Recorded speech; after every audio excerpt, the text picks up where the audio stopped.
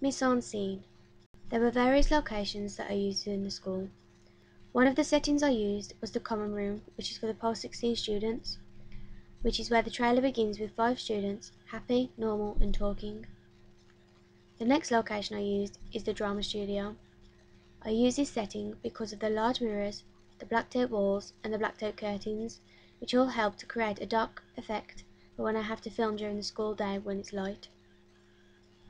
The next setting I used is the music room, as it's small, has the instruments already in there, and also the light switch was easy to turn off. Another location I used is the library, which is where most of the paranormal happenings happened, and I chose this location because it has a variety of scenes that I could shoot there. For example, when the figure runs across the camera. The next location is the first floor corridor. The next location I use is the first floor corridor.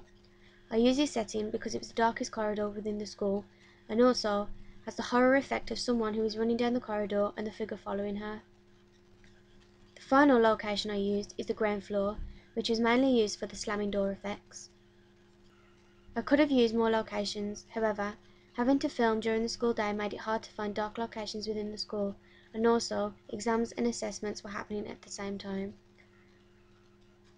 However, I did use these locations because they are effective and supported the genre of the trailer. I used one costume that added to the genre, and this was a long cloak on the figure, which made it seem like he was a ghost from the past because of the clothing. This is why I used this particular clothing.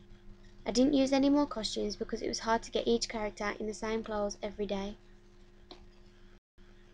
I used a variety of props which helped create the horror genre, as well as props I used to help the filming.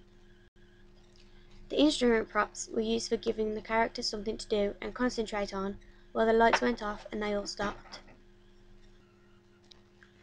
The mask was used to create more of a horror genre because I felt it wasn't scary enough at this time to make the audience watch, so having a scary Joker/clown mask can spook the majority of the audience out.